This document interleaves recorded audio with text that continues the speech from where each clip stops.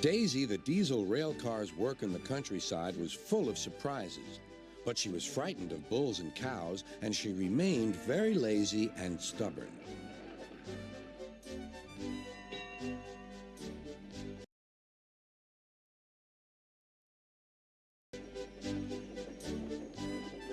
One day, Toby brought Henrietta to the station where Percy was grumpily shunting.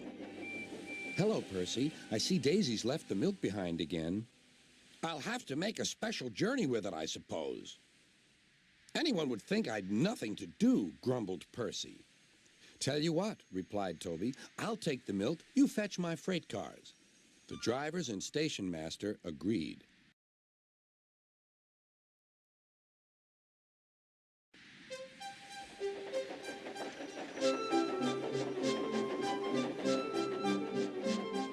Percy had never been to the quarry before. He began ordering the freight cars about. "Hurry along," he said. The freight cars grumbled to each other. "This is Toby's place. Percy's got no right to poke his funnel up here and push us around." They whispered and passed the word. "Pay Percy back. Pay Percy back." "Come along," puffed Percy. "No nonsense."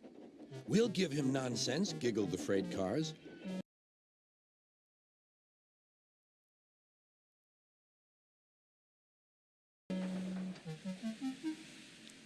But they followed so quietly that Percy thought they were under control.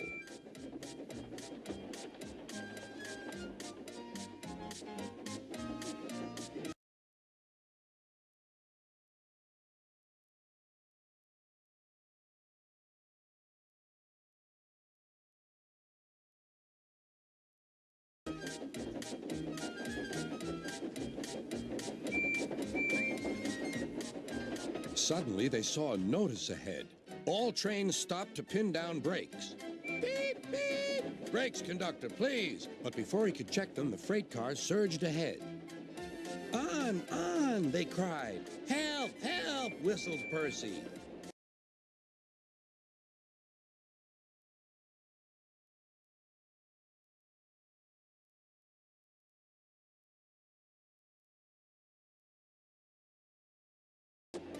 The man on duty at the crossing rushed to warn traffic with his red flag, but was too late to switch Percy to the runaway siding.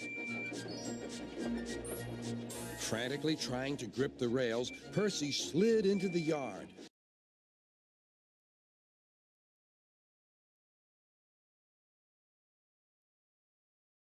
"Beep, beep! Look out!"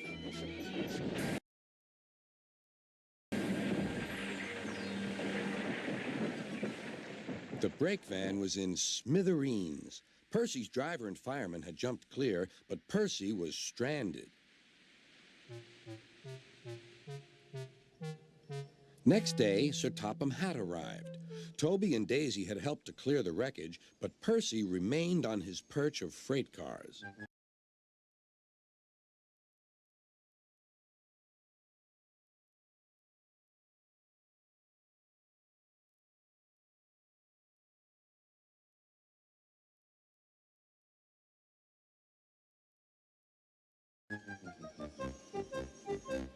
"We must now try," said Sir Topham Hatt, "to run the branch line with Toby and a diesel.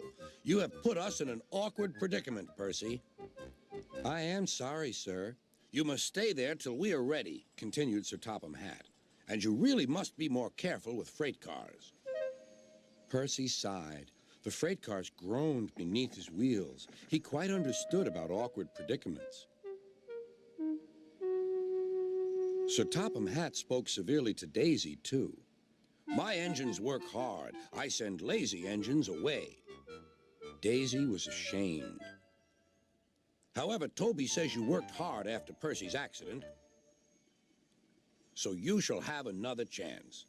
"Thank you, sir," said Daisy. "I will work hard. Toby says he'll help me." "Excellent.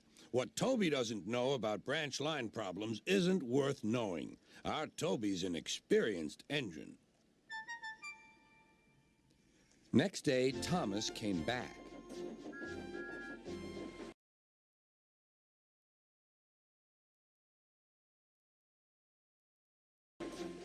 and Percy was sent to be mended.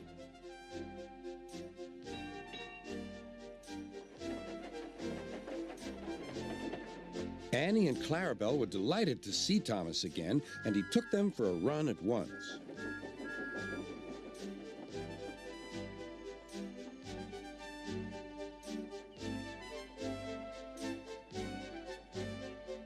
All are now friends, and Toby has taught Daisy a great deal. She shooed a cow off the line the other day all by herself. That shows you, doesn't it?